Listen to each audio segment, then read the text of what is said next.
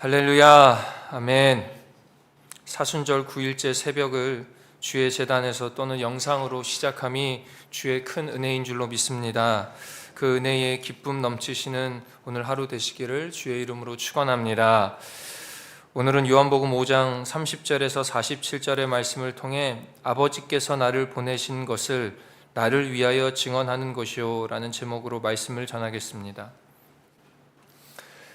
예수님께서 베데스다 연못가에서 병자를 치유하신 그 일은 믿는 자들 입장에서 볼 때는 표적이고 기쁨이었으나 이 유대인 지도자들의 입장에서 볼 때는 하나님의 법을 어긴 위법한 행동이었습니다.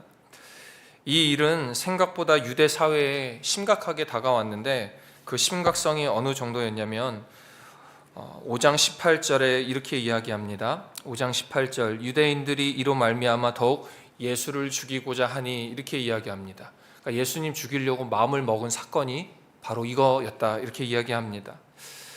예수님을 그 십자가에 못 박으려는 시도와 계획이 이때부터 시작되었습니다.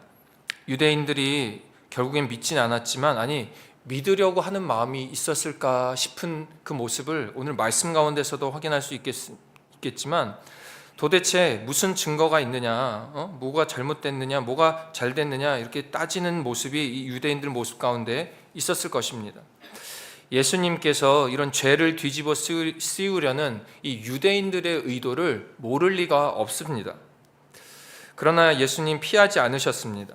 십자가 앞에 두시고 만일 이 잔을 내게서 가져가시려면은 거둬주시옵소서 그러나 하나님의 뜻대로 하겠습니다라는 그 예수님의 기도가 그 십자가상에 있었다시피 오늘의 이 말씀, 이 사명 감당함 앞에서도 예수님께서 도망가지 않으셨다는 겁니다.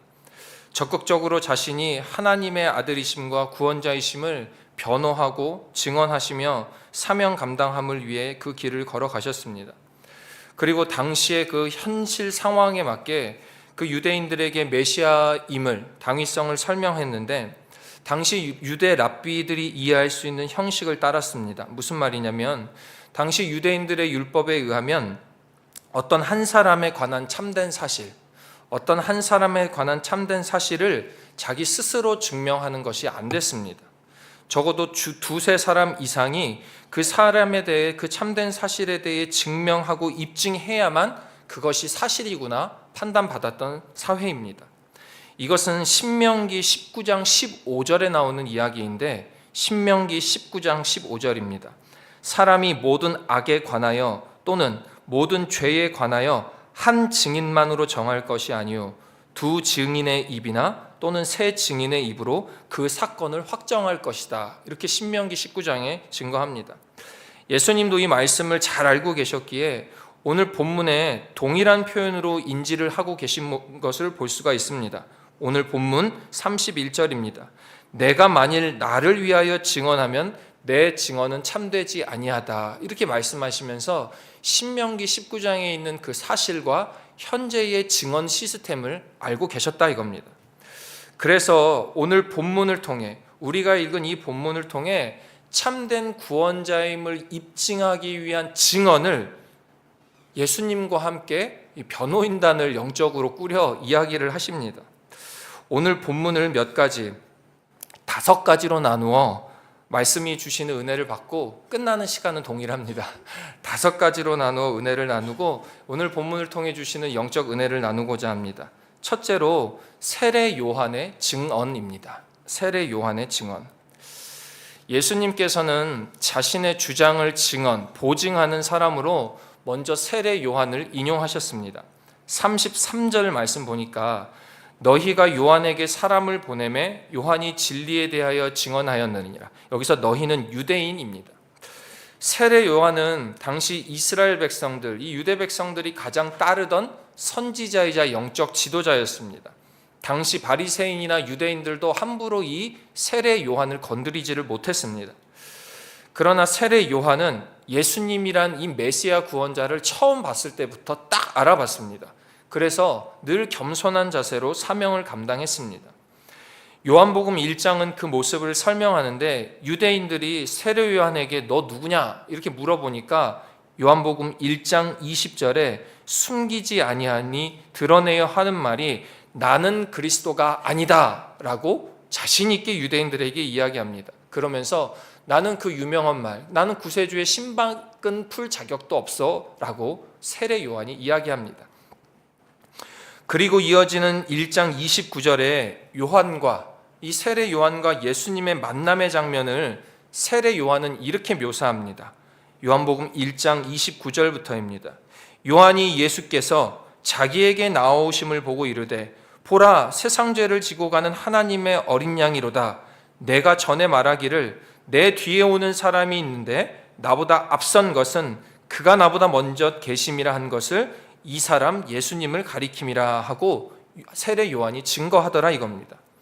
바로 이 1장에서 세례 요한이 증언했던 증언을 예수님 가지고 와서 예수님이 세례 요한이 나를 위해 증인을 섰다라고 이야기하고 계신 것입니다. 그러나 예수님은 이 증언의 한계성을 알고 계셨습니다.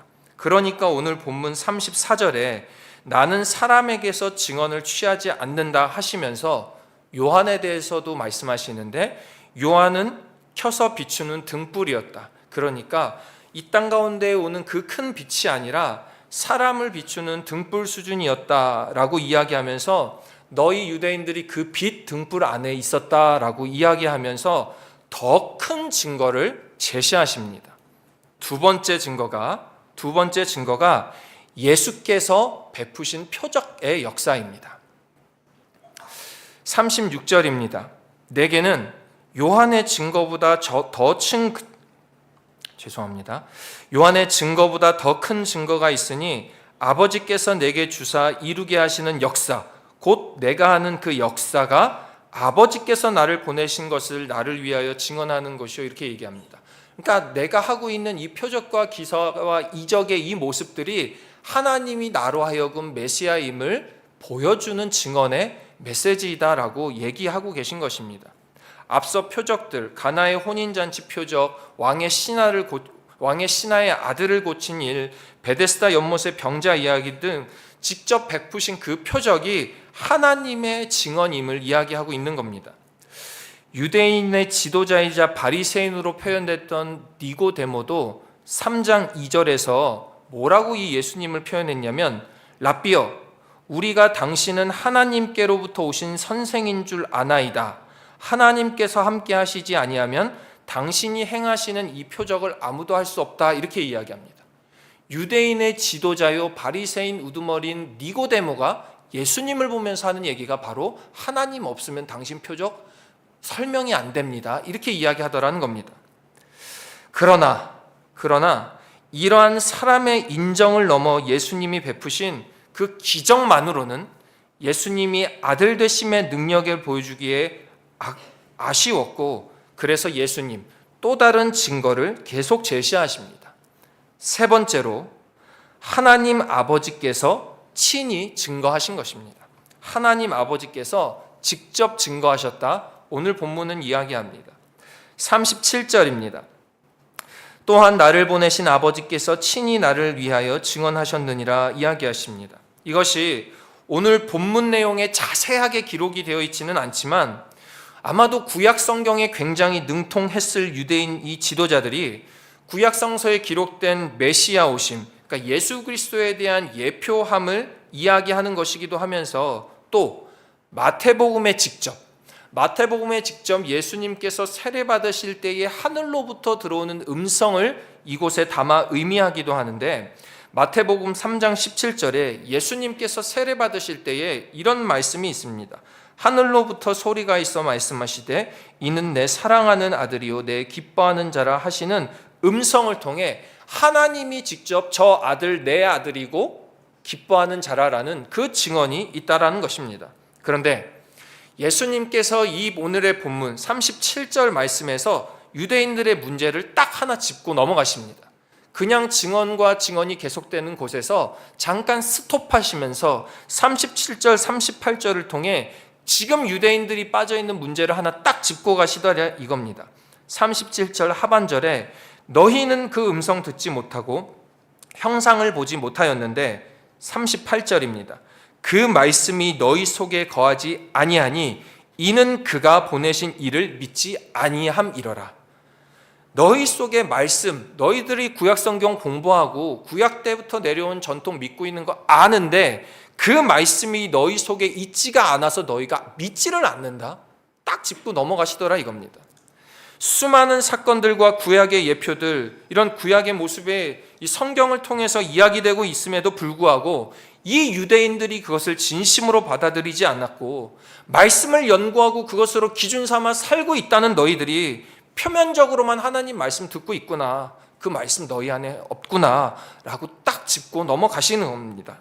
그러면서 이 메시지와 함께 네 번째 증언에 대해서 바로 이어서 말씀하시는데, 네 번째 증언이 바로 성경이라는 것입니다. 39절입니다. 너희가 성경에서 영생을 얻는 줄 생각하고 성경을 연구하는데 이 성경이 곧 나에 대하여 증언하는 것이야 라고 예수님이 말씀하십니다.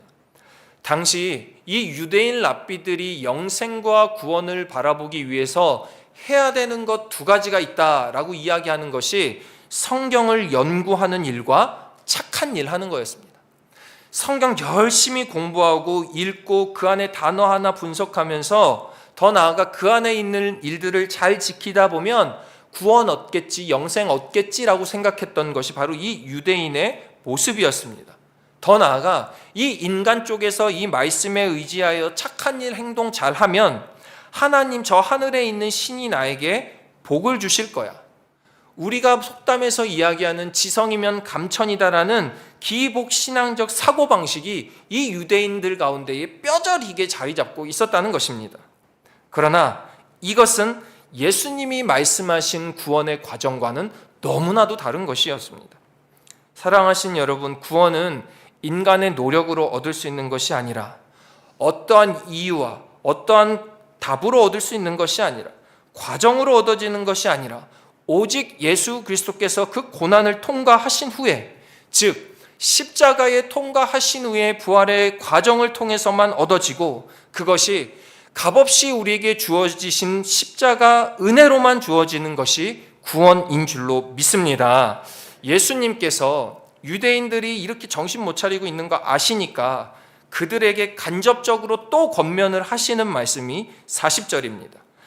그러나 너희가 영생을 얻기 위하여 내게 오기를 원하지 아니하는도다. 너희들 성경 말씀 보면서 지키려고 애쓰는 건 아는데 그걸로 안 되는 거 너희들이 모르는 것 같다. 구원과 영생은 은혜로만 되는데. 사랑하신 여러분, 딱 이때에 우리는 예수님의 마음을 좀 우리가 헤아려 볼 필요가 있습니다. 감히 예수님 열심으로써 이 증언을 갖다가 유대인들한테 계속 얘기해 가시면서 내가 하늘로부터 온 구원자다, 메시아다 이야기하시는데 이때의 예수님의 마음이 어땠을까? 단순히 그 유대인들을 질책하시면서 혼내시는 마음이었을까? 아니면 저 영혼까지도 사랑하시며 품고자 하시는 마음이었을까? 이 예수님의 안타까운 마음이 오늘 본문에 표현하는데 5번째입니다. 5번 42절을 그대로 옮기려고 합니다. 5번 하나님을 사랑하는 것이 너희 속에 없음을 알았노라. 42절 다만, 여기서 다만이라는 표현은 그러나라는 의미입니다. 그러나 하나님을 사랑하는 것이 너희 속에 없는 것을 내가 알았다, 이렇게 이야기합니다. 여기서 우리가 예수님의 마음을 잘 알아야 되는데요, 사랑하신 여러분, 예수님이 무슨 증거와 증언과 과거의 하나님의 무슨 이야기를 다 갖고 와서 내가 하나님의 아들이다, 내가 그래서 권위가 있다, 내가 무슨 명성이 있다, 돈이 있다, 이런 것을 이야기하시려는 것이 결코 아니었습니다. 우리의 인간적인 짧은 판단으로 예수님이 이렇게 자신을 변호하고 증언하시는 모습이 마치 자기 자신을 보호하고 자기 자신의 권위를 내세우려는 것처럼 생각될 터요, 결코 아니었다는 것입니다.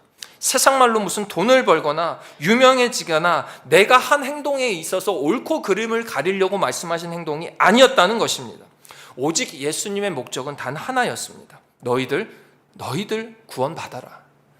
34절에 그 예수님의 말씀이 있습니다. 34절입니다. 다만 이 말을 하는 것은 너희로 구원을 받게 하려 함이니라. 와, 그런데 구원 주려고 하는데 내가 너희들 질책하거나 너희들하고 싸우려고 온 게 아니라 하나님이 나로 하여금 구원의 사명, 영생의 소망 너희에게 주려고 내가 여기 온 건데, 와, 너희 진짜 말 안 듣네, 왜 이렇게 안 믿냐 하고 계시면서 43절에 나는 내 아버지의 이름으로 왔는데 너희가 너무 안 받아들인다. 너희 다른 이가 자기 이름으로 오면 받아들일 것 같다 안타까워하시며 44절에 너희는 서로 영광은 주고받으면서 하나님 아버지 주는 영광은 왜 안 받으려고 그러냐 이렇게 하시면서 질책이 아니라 안타까워하고 계신 것입니다. 너희 믿음 있다고 하면서, 선민사상 있다고 하면서, 성경 구약 성경 보고 믿는다고 하면서 왜 정말 그 말씀이 너희 삶에 일어나질 않냐? 왜 그 말씀의 증거가 너희 삶에서 드러나지가 않느냐? 왜 구원의 영생이 자꾸 은혜가 아닌 너희의 생각대로 하려고 하느냐? 왜 그 마음에 하나님의 사랑하는 마음이 없는 거냐라고 말씀하시면서 종교적 열심과 율법적 지식은 있지만 가장 중요한 하나님 사랑이 니네 마음에 없다라고 안타까워하고 계신 것입니다. 사랑하신 여러분, 사순절을 통해 반드시 주님께서 주시는 말씀을 우리 마음에 넣어야 될 줄로 믿습니다. 예수님의 마음을 여러분 마음 가운데 좀 이렇게 받아보시기를 바랍니다. 성경은 좋은 명언 모음집이 아닙니다. 어떻게 하면 한 영혼을 구원하시기 위해서 이 성경 66권에 어떻게든 애써 가시며 그 사랑하는 마음을 표현하시기 위해 철저하게 우리에게 보내는 예수님, 저 하늘나라 하나님께서 주시는 편지인 것입니다. 무엇을 위해서? 구원과 그 사랑을 확증하시기 위해서. 그 예수님의 마음을 받는 게 안 되면 오늘은 그렇게 한번 기도해 보시기 바랍니다. 하나님, 제가 예수님 마음을 품는 게 안 됩니다. 하나님이 정말로 나를 사랑하신다는데 그것이 내 마음에 들어오는 것이 안 됩니다. 그러면서 오늘 그 기도함으로 우리 마음에 점검해 보시기 바랍니다. 정말 내 마음엔 하나님의 사랑이 있는가? 예수님의 이 질문 앞에 난 아멘 할 수 있는가? 42절 원문을 직역한 것을 다시 한번 읽어드리겠습니다. 그러나 내가 너희를 알고 있었다. 너희가 하나님의 사랑을 너희 자신 속에 가지고 있지 않다는 것을. 그러나 내가 너희 이미 알고 있었어. 너희가 하나님의 사랑을 너희 자신 속에 가지고 있지 않다는 것을. 너희 마음속에 알고 있었어. 하나님 사랑 없다는 것. 그러나 그럼에도 불구하고 예수님께서는 당신의 몸을 바쳐 십자가를 지셨습니다. 그리고 그 사랑으로 우리를 구원하여 주셨습니다. 그것이 우리가 믿는 은혜인 것입니다. 그 은혜 속에서 하루를 살아가시기를 주의 이름으로 축원합니다. 자비하신 하나님 아버지, 증거와 형식에 가득 찬 우리의 믿음이었다면 용서하여 주시고 하나님 사랑함이 가득한 우리의 믿음 되게 하여 주시옵소서. 하나님 쪽에서 우리에게 부어주신 강권적인 역사로 부어주신 그 은혜만을 붙잡게 하여 주시되 우리 삶에 버릴 것 버리게 하여 주시고 정욕과 욕심도 버리게 하여 주시되 붙잡을 것 붙잡게 하여 주셔서 십자가 예수님과 더욱 가까워지는 사순절 되게 하여 주시옵소서. 간절한 서원의 예물 주님께 정성껏 올려드리오니 기쁘게 받아주시고 이 어렵고 혼란스러운 때에 고통을 이겨내는 지혜가 우리의 삶에 가득 부어지게 하여 주시옵소서. 예수 그리스도의 이름으로 기도하옵나이다. 아멘. 이 시간